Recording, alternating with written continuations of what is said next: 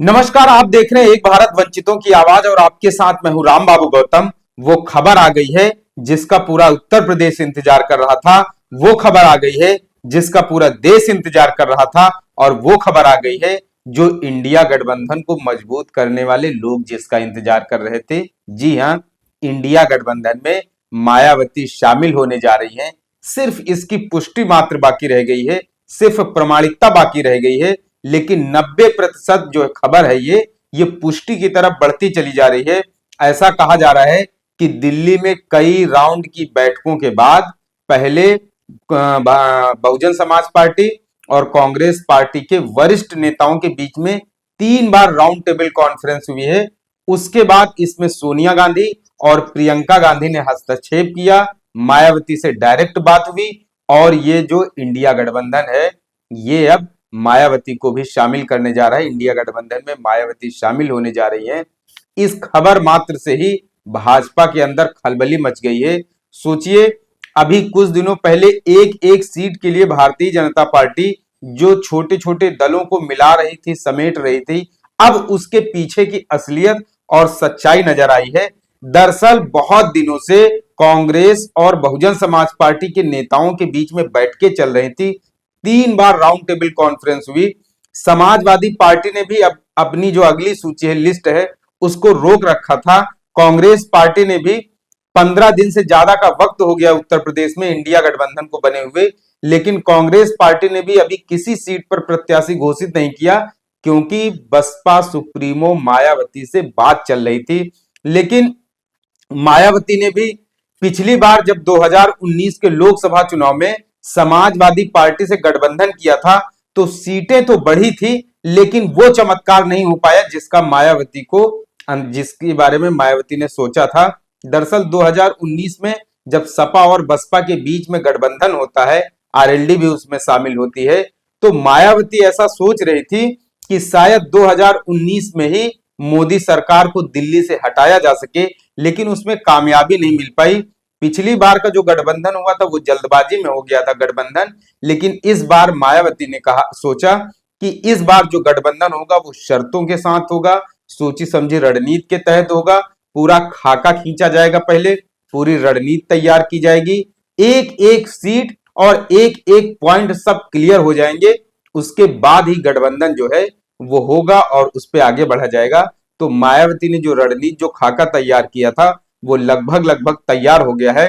मायावती ने इंडिया का, ऐसा कहा जा रहा है, ऐसी अभी पुष्टि नहीं है लेकिन ऐसा कहा जा रहा है, सूत्रों के हवाले से खबर है कि मायावती ने इंडिया गठबंधन के सामने, कांग्रेस पार्टी के सामने, सोनिया के सामने ये 5 बड़ी शर्तें रखी हैं इंडिया गठबंधन के सामने। अगर इन शर्तों को पूरा किया जाता है तो मायावती कांग्रेस का हिस्सा हो सकते हैं। सबसे पहली जो मायावती की शर्त है वो ये है कि कॉमन मिनिमम प्रोग्राम बने। जो इंडिया गठबंधन है इसका एक खाका तैयार हो, इसमें एक कॉमन मिनिमम प्रोग्राम बने। दूसरी शर्त यह है कि मायावती चाह रही हैं कि जो इंडिया गठबंधन है उसमें सीटों को लेकर के उनको उत्तर प्रदेश के अलावा दूसरे हिंदी भाषी राज्यों में भी, दक्षिण के कुछ एक राज्यों में जैसे तेलंगाना है, कर्नाटक है, वहां भी मायावती कांग्रेस से सीटों की डिमांड कर रही हैं। तो ये 2 बड़ी शर्तें हो गई। पहली शर्त है कि कॉमन मिनिमम प्रोग्राम बने। दूसरा यह है कि उत्तर प्रदेश के साथ साथ हिंदी बेल्ट के दूसरे राज्य और दक्षिण के कुछ राज्य जहां पर मायावती की पार्टी का जनाधार है वहां पर सीटों को लेकर के पहले बात हो, क्लियर कट बात हो। तीसरी मायावती की शर्त है कि इंडिया गठबंधन जो है प्राइम मिनिस्टर का कैंडिडेट घोषित करे, तब वो आगे बढ़ेंगी। और चौथी जो सबसे बड़ी शर्त है वो ये है कि गठबंधन होने के बाद जब यूपीए सत्ता में, जब इंडिया गठबंधन सत्ता में आएगा तो केंद्र सरकार के अलग अलग विभागों में जितने खाली पद भरे पड़े हैं, अनुसूचित जात ओबीसी के जितना भी खाली बैकलॉग पड़ा है वो सब प्राथमिकता के आधार पर भरा जाए। और पांचवी, मायावती की पांचवी सबसे बड़ी शर्त यह है कि जैसे ही इंडिया गठबंधन सत्ता में आएगा तो सबसे पहला काम जाति जनगणना कराया जाएगा, जाति जनगणना का काम होगा।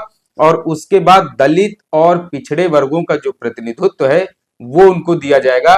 आबादी के हिसाब से इनको नौकरियों में समायोजित किया जाएगा, इनको नौकरियां दी जाएंगी और देश के जो भी संसाधन है उनमें इनकी हिस्सेदारी जो है वो मुकम्मल कराई जाएगी। तो ये 5 बड़ी शर्तें हैं जिन पर इतना समय लग रहा था। दरअसल मायावती इंडिया गठबंधन का हिस्सा बहुत पहले हो जाती, लेकिन इस बार मायावती ने गठबंधन करने के पहले 5 बड़ी शर्तें रख दी।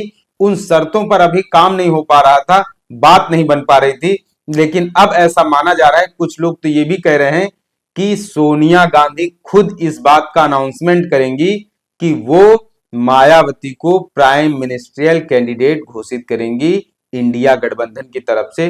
अगर ऐसा होता है, दरअसल इस समय जो देश में राजनीतिक माहौल, जो हवा है, जो हिंदुत्व की लहर चल रही है, जो भाजपा ने सब कुछ ताना बाना बुन रखा है, सिस्टम्स को अपने काबू में कर रखा है, तो सोनिया गांधी को, कांग्रेस को भी लग रहा है कि अब एक ऐसे नेता को लाया जाए, एक ऐसे जमीनी नेता को मैदान में उतारा जाए जो मोदी, जिसकी जो शख्सियत है वो मोदी से डायरेक्ट मुकाबला करने वाली हो।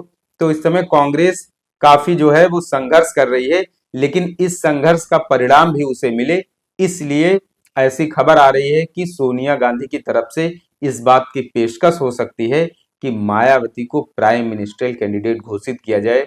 देश जो है वो आजादी के 70 साल पूरे कर चुका है। 7 दशक पूरे करने के बावजूद भी देश के दलित, पिछड़े, वंचित तबके के लोगों को प्रधानमंत्री नहीं अब तक बनने का मौका मिला है।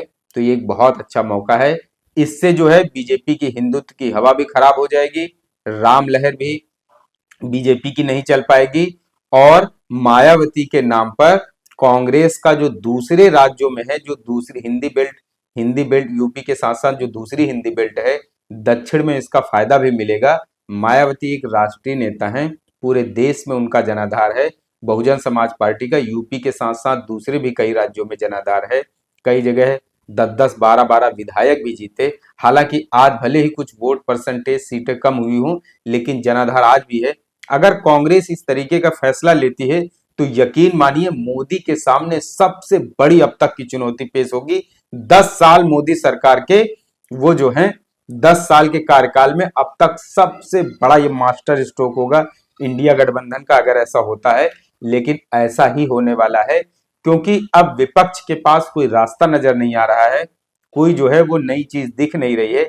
इसलिए मायावती सिर्फ और सिर्फ आखिरी दांव बची हैं।